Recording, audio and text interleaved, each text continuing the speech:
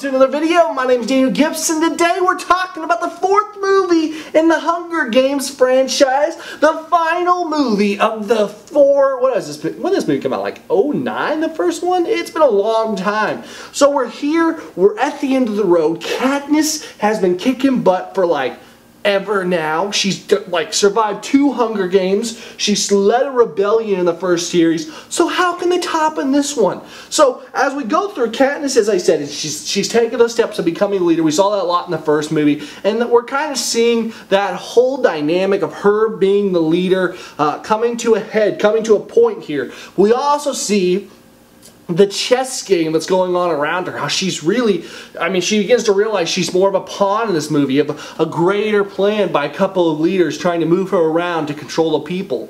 I don't want to go more into that because it really gets into spoilers, but that was definitely the focus of like 75% of this movie, if not more.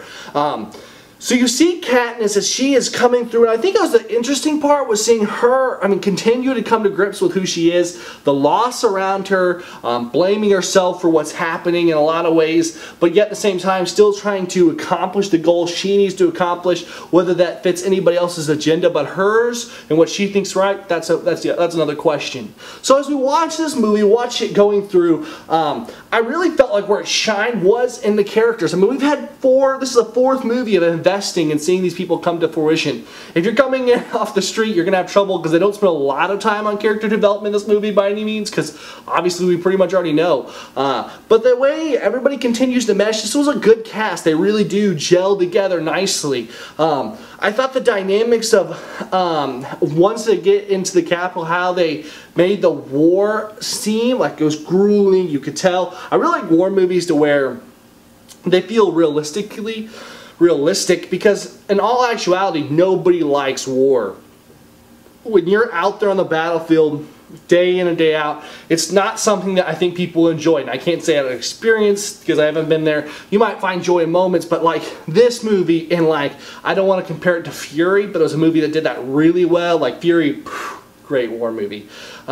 As you watch this, and so you kind of see that grittiness in it, and I really liked how they accomplished that in this film. Once again, I said the characters, just the way they kind of played out the chess battle that's been going on behind the scenes for like years was really interesting to see.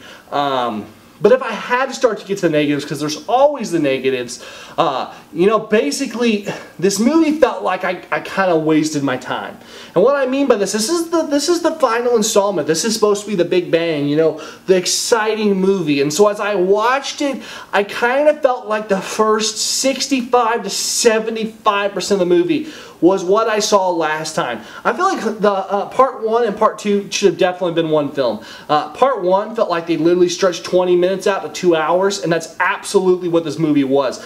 Everything they did in that one could have very easily been put in this film and been a very nice feature that would have felt much more satisfied with. But because they stretched it out so far, I feel like I wasted my time and my money doing 4 hours to see 2 hours worth of content. And so there's that. Plus, when you get to the end of the story, all this time you've invested, all this pain Katniss has gone through, the payoff is, while they're making a point, feels just not what I would have expected or wanted from the film. I feel like the ending of the movie, whatever happens at the end, also feels just awkward. I feel like so much of the movie just felt forced in a lot of ways.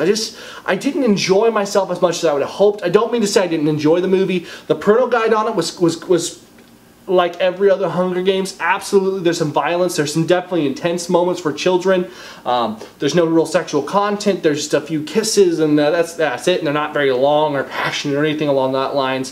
Very little cursing and everything. So it comes down to, it's a traditional Hunger Games parental guide, but in the same sense, I don't get the same emotion I got from Catching Fire and the original Hunger Games. I didn't get the same amount of emotion from these last 2 films, and I definitely didn't get it from this one. For the capping off in the series, just wasn't there. Still gets a 6.5 on my scale. I think it was a fun movie. I don't mean to say I didn't enjoy it, but it's not what I would have hoped for. I wanted a 7 or higher for this film, and unfortunately it just fell short because I feel like they didn't properly execute.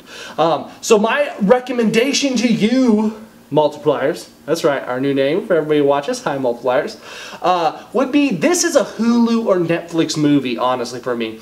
I don't mean to say don't go out to theaters if you're a diehard fan, but if you're not biting at the bit to go see this movie, honestly, I would wait, because it usually gets on there pretty quickly after it comes out, because it's just not a movie that just captivates you on a big screen. And that's really what you want when you go to a big blockbuster movie like this one, right? Let me know in the comments down below, though, what is like that movie that had so much potential for you but fell short? Was it another fourth movie in a franchise? Was it just a movie that was just so hyped and just absolutely fell flat on its face? Let me know in the comments down below, guys. I appreciate you watching this video. If you didn't get a chance to check out our latest video, kind of our new show we're trying out, make sure you go check it out. It'll be in the link down below for our Christian Geek Daily or whatever. It doesn't have a name yet, okay? So if you got name suggestions, let me know in the comments down below. Guys, thank you so much for checking out our videos here. If you want to see more, hit that subscribe button. If you like this video, hit the like button. And as always, guys, I'm Daniel. I'll see you next time. God bless.